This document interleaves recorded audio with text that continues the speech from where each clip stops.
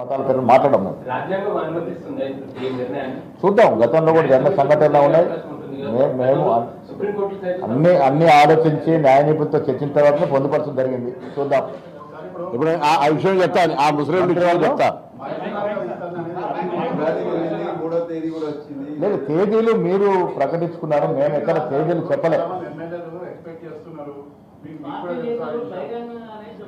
ఇప్పుడు ఒకటి మంత్రివర్గ విస్తరణ అనేది ఏఐసిసి పరిధిలో ఉన్న అంశము. నాకు తెలిసినంత వరకు 6 స్థానాలు ఉన్నాయి. చాలామంది పోటీ పడుతున్న సందర్భం.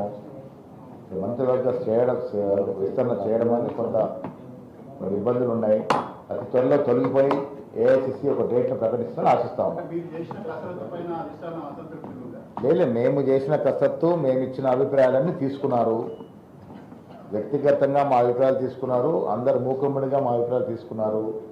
అందరు అభిప్రాయాలు తీసుకున్న తర్వాత దాన్ని క్రోడీకరించి దాంట్లో నుంచి ఒక నిర్ణయం రావాల్సింది.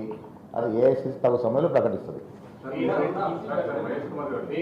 మీరేమో ముస్లింలు వెనకబడిన వాళ్ళని కలిపి రిజర్వేషన్లో దాన్ని తీసుకొచ్చారు.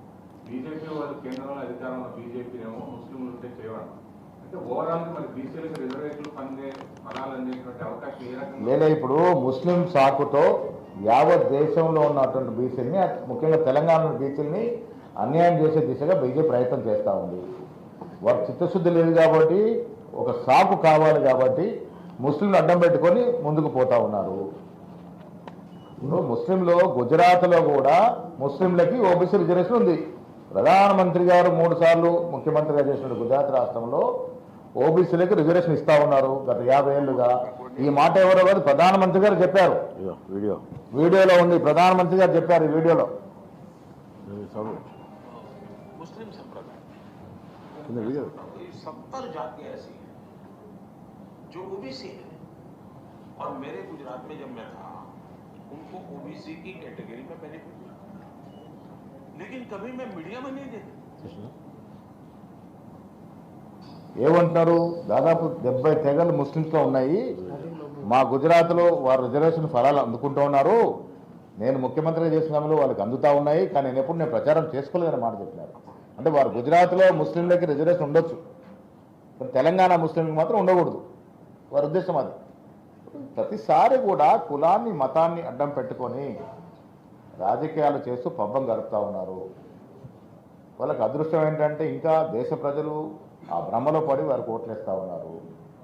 కులం పేరిట, మతం పేరిట రాజకీయాలు చేసి దేశాన్ని నడపడం అనేది అత్యంత బాధాకరమైన విషయం. ఇది లౌకికవాద పునాది మీద ఏర్పడ్డ దేశం. దీన్ని అర్థం చేసుకోకుండా కులాల పేరిట, మతాల పేరిట మతాన్ని ఎప్పుడు వాడుకుంటూ రాజకీయాలు చేస్తున్న పరిస్థితుల్లో మనం ఉన్నాం. ఇది మంచిది కాదు.